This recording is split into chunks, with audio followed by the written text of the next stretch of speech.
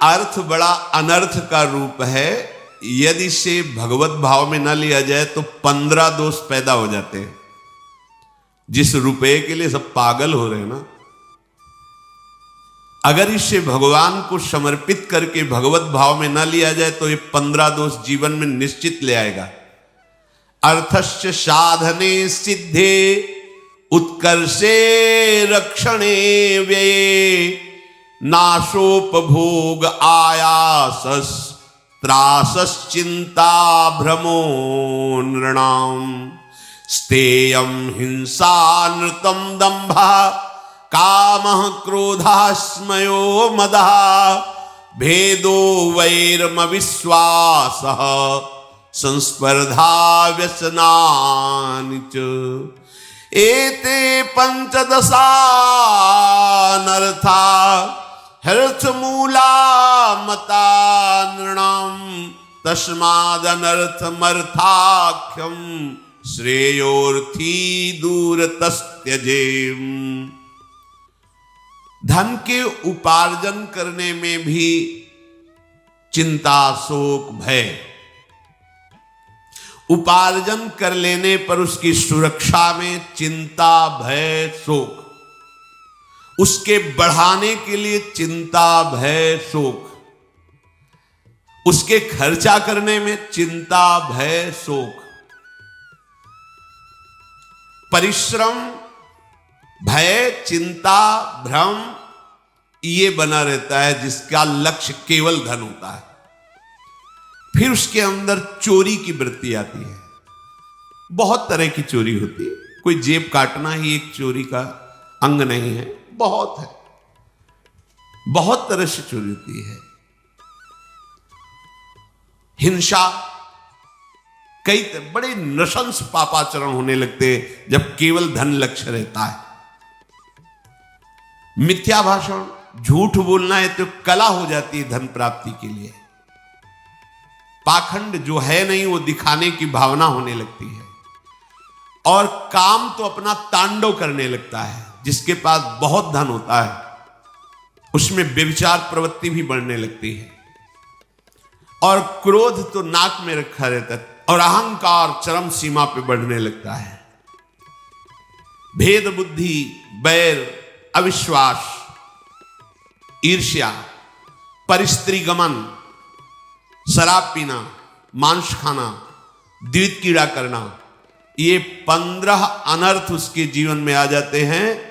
जो धर्म से धन नहीं कमाता और जो धर्म में धन को व्यय नहीं करता, केवल स्वार्थ बुद्धि से धन की वृद्धि और उसको भोगने का भाव, तो ये 15 दोष आ जाते हैं।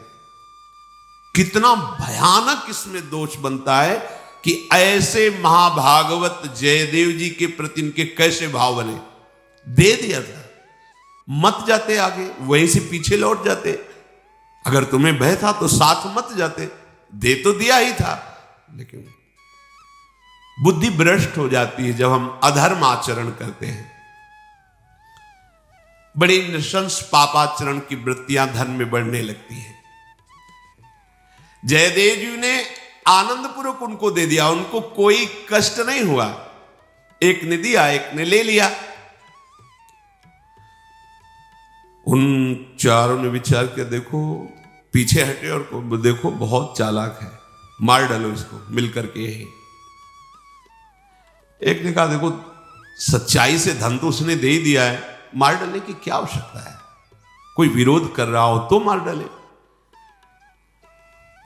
कहा नहीं, मतलब तुम समझते नहीं, ये आगे चल करके हमारे लिए खतरा बन जाएगा।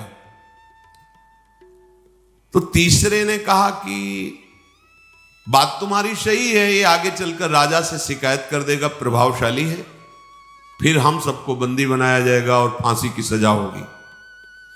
चौथे ने कहा, चलो हम बात समझ गए, तुम्हारी भी तुम्हारी भी तुम्हारी भी, इसे मारो मत जान से। इनके हाथ पैर दोनों काट के ये जंगल में कुआं उसमें डाल दो। बात पक्की हो गई, चारों सहमत हो गए। देखो ऐसे महाभागवत के, मतलब यही बात समझना थोड़ा कठिन होता है कि साक्षात भगवान के अनुराग में डूबे हुए भगवत स्वरूप महापुरुष हैं। मतलब जगन्नाथ जी के मूर्तिमान स्वरूप समझो जयदेव जी को। ऐसी भक्ति है, अभेद भाव को प्राप्त है, भगवत स्वरूप है। हम लोगों का तो उनकी जूठन, उनकी चरण रज से थोड़ा थोड़ा मन लग जाए, यही बहुत बड़ी बात है। क्या अपराध यहां है? जिनके पीछे भगवान डोलते हैं उन भक्ति की बात हम कह रहे हैं। एक बार अष्टपदी में देह में पाद पल्लव मुदारम, इसमें बहुत विचार करते रहे, लिखने की हिम्मत नहीं पड़ी। लालजू श्री जी से कह रहे हैं कि आप अपने उदार चरणारविंद हमारे माथे पे विराजमान करें, शिरस में। बहुत देर कलम लिए बैठे रहे, फिर हिम्मत नहीं पड़ी, स्नान के लिए चल पड़े। उधर वो स्नान के लिए निकले, इधर वैसे ही जयदेव जी का रूप रख के तुरंत लौट आए। प्रभु जयदेव जी स्नान कर रहे, और पद्मावती जी ने कहा भगवान अभी तो आप गए तुरंत, वहां वो एक पंक्ति थी लग नहीं रही थी, अब लग गई, और जाके लिख दिया। काफी देर बाद जयदेव जी स्नान करके आए तो पद्मावती जी ने कहा अभी आप गए थे, आए फिर आए?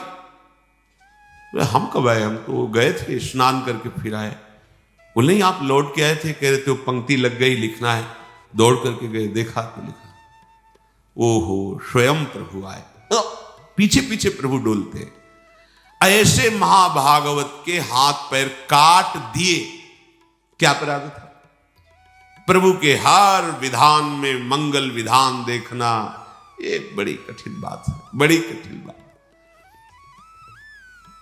लोग सोचते हैं कि भगवान इतने कठोर क्यों हैं भक्तों के साथ, ऐसा क्या? जैसे चरित्रों में हम लोग पढ़ते कि ठाकुर हरिदास जी को 22 बार क्या अपराध था हरे कृष्ण बोलने पर?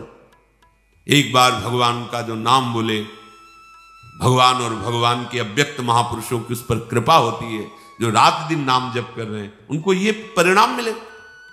पर यार हास्य रघुनाथ कर बेग न जाने कोई, जो जाने रघुपति कृपा सपने मोह न हो। हाथ पैर काट करके और कुएं में डाल करके प्रसन्न होकर चले गया। अब तो स्वर्ण सर्पिया मिल गई और ये तो मरी जाएगा कुएं में, यहां जंगल में कौन निकालने आएगा? एक लक्ष्मण से नाम के राजा उधर से गुजर रहे थे तो आवाज आ रही थी, श्री जयदेव जी भगवान नाम कीर्तन कर रहे थे, कृष्ण कृष्ण जय श्री कृष्ण।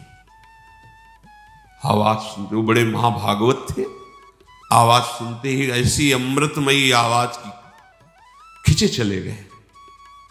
ये समझ में नहीं आ रहा था क्योंकि तृण पत्तों से सब जंगल ही था। तो उनका पहले प्यास लगी, पानी पिलाओ, फिर ये आवाज कहां से आ रही उसकी हम खोज करेंगे। ऐसी कोई संभावना ही नहीं थी। जब पानी के लिए वहां गए तो आवाज कुएं से ही आ रही थी, देखा तो कुएं में ही जयदेव जी। उनको निकाला गया, मुख में प्रसन्नता आनंद छा रही जयदेव जी के, और निरंतर नाम धुनी प्रकट हो रही मुख से, मानो कोई तेज पुंज प्रकट हुआ हो कुएं से, ऐसा तेज श्री जयदेव जी का, और मुस्कुराते हुए हाथ पैर कटे हुए। राजा देखकर आश्चर्यचकित हुआ और कहा कि आप बताइए किसके द्वारा ऐसा अपराध हुआ है, अभी उसको प्राण दंड दिया जाएगा। तुम कहा कैसे बताए किसके द्वारा? नहीं बताया। अगर बता देते तो राजा हैं, उनके गुप्तचर हैं, खोज करते कौन से लोग इनके साथ देखे गए, क्या अपना विधान करते। जैसे कलयुग जब डंडे और लातों से मार रहा था धर्म को, बैल रूप में थे, तो परीक्षित जी ने पूछा कौन तुम्हें दंड दे रहा है? तो उनका नवयम क्लेश बीजानि यतः स्युः पुरुषर्षभ पुरुषम तम बीजानीमो वाक्य भेद विमोहिता। केचिद विकल्पवसना आहुरात्मानमात्मनः दैवमन्ये परे कर्म स्वभावमपरे प्रभुम् अप्रतर्क्याद निर्देश्या दिति के